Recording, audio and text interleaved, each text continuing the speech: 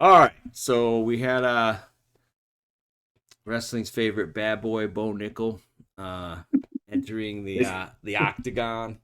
wait, Uh, wait, wait, wait. I don't know if he's like the favorite bad boy.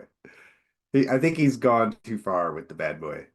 yeah, I mean, well, he's like an unintentional heel, Yeah.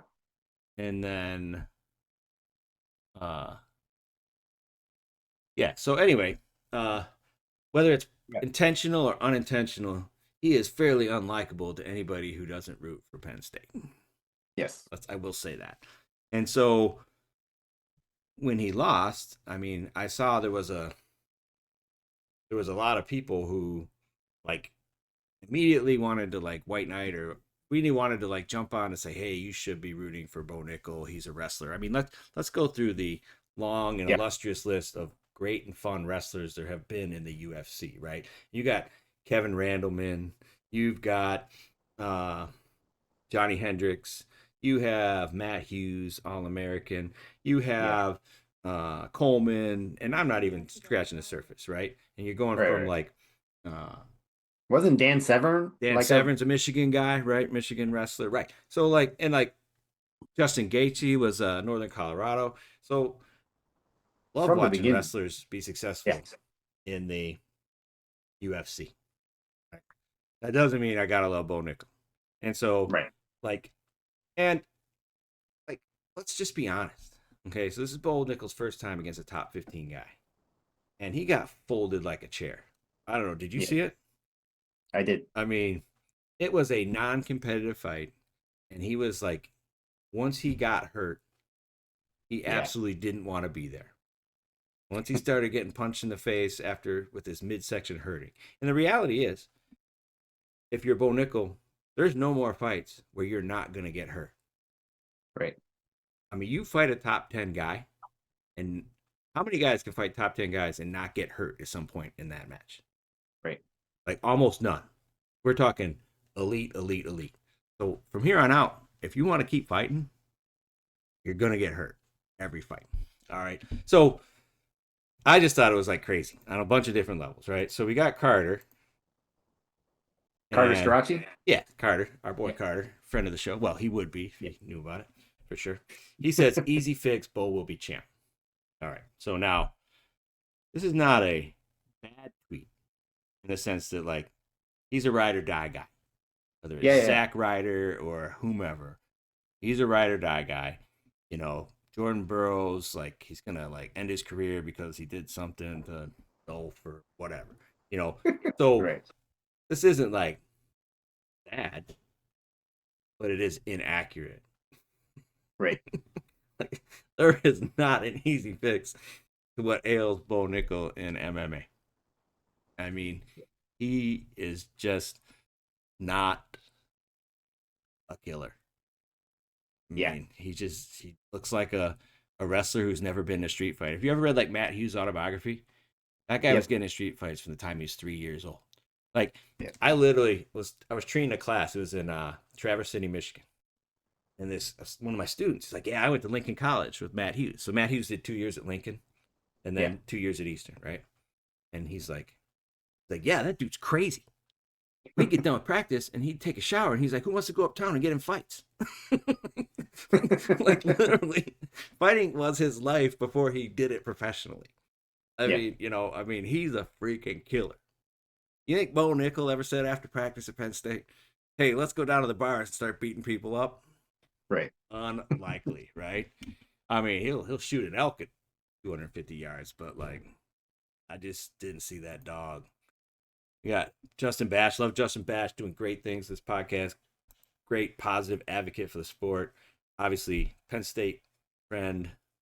Like, so everybody's jumping on this, right? So apparently, if you criticize Bo Nickel, you've never accomplished anything. And uh, I mean, look, does Bo Nickel suck at MMA? No. If he was in the Northeastern Indiana Fight League, he'd be a dominant champ. I think he could easily dominate. Uh, but would he be the one champ? Would he be? Is he going to be UFC champ? Probably not. And like, it doesn't mean, like, I've been watching MMA. I've seen Lee Murray fight live, and that guy's been in jail for 20 years. I've been watching MMA for a long time, and I know when I what I see when I'm watching that fight. And it was just, I mean, could Bo get better? Could Bo come back? I tend to believe no. Yeah, yeah, this I don't know, man. Like this just reeks of like contempt for the fans too. I mean, Right. you could you could put a white box over that sucks and then type in is awesome. You know, Right. it's the exact same Yeah, meme. it does got a little Penn State fandom flavor to it, doesn't it? Oh yeah, for sure. Oh boy. Um, and then Willie, our guy Willie. So not a single account tweeting hype train derailed ever competed at a high level. Soy boys and armchairs quarterbacks. Look, you're like the next best thing. You go up against a non-top 10 guy and Yeah. you get folded like a lawn chair and you don't know how to, you're a wrestler and you don't know what to do in the clinch. Yeah, yeah. I mean, he didn't want to be at distance. He got in the clinch. He just got his brains kneed out. And he took the guy down and he got reversed in 10 seconds. Yep. So I'm sorry, but that's the definition of hype train derailed. Right. Like, I'm not saying he could never be good, right? But like, that's the definition of a hype train derail. Everybody thinks fast tracking this guy to be champ, goes up against a non-top 10 guy and gets folded. Like, Well, the other thing about him was like in his previous fights, he never looked like that great. oh, It was always about the credentials and the people in his training camp say he's getting so much better at striking. And it was always like the stuff you can't see, mm-hmm, is right, what makes him so great. And then when you see him, you're like, I don't know. Even when he was winning, it's like, man, that looks a little right, sketch. clumsy, not by my standards, but by like top UFC guys. I watch a lot of the UFC. I'm like, I don't know if he looks like a killer. Mm-hmm. No, So like, it was hype. It was total hype. yeah. I mean, look, well, we'll talk more about it. And then Pat Minio just went all out. I don't even know if I did them all, but like, he's like, Kale Sanderson's dominance has successfully made Iowa fans root for other countries over America. That's quite an impact. So, I mean, if you ever looked at like the stream of tweets from Bo Nickal about Iowa, like, oh, Right. Penn State's going to win 60-0. Like, basically all he does is like play the heel to Iowa fans. Right, right, right. And like, what? Well, and then he also posted the Tom Brands Oh, the crying crying video, right? video. Like, Yeah. I mean, so like, of How are course, you going to post that video and then like 2 weeks later be like, "Hey, I'm a wrestler. We're all together," like mm-hmm.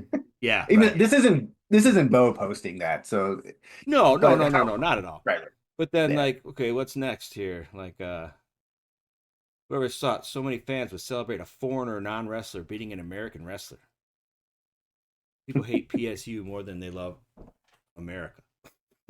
Well, I mean, well, like this is not like some like right. Russian or like a Chinese guy. This is like a Dutch guy. Right. I mean, what has the Dutch ever done to you? Like we're saying, what did like Pat get like kicked in the head by some guy with wooden shoes when he was a kid or something? I mean, like what is the Right. thing about like why should we be like so anti-Dutch, right? And then like, I mean, certainly people's like dislike for their college rivals is greater than their dislike for the Dutch. Right. Like I hate tulips. This is no good. I don't even know. We keep going with our guy here. Uh, so this is where it gets so extreme. Like nothing more toxic than the wrestling community when it's one of its own finally fails. I had no idea so many were rooting for his downfall.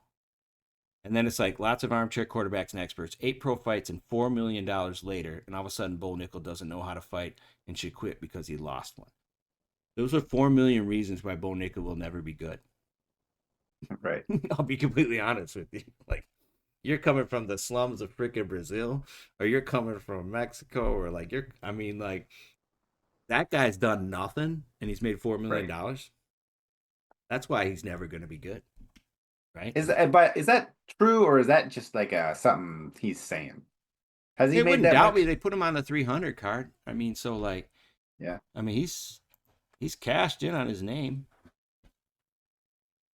Um, let's see. I more Iowa fans rooting for a non-wrestler against Nickel and hanging on the rim if the dude beat him with the Iowa is one of the most pathetic things I've ever seen.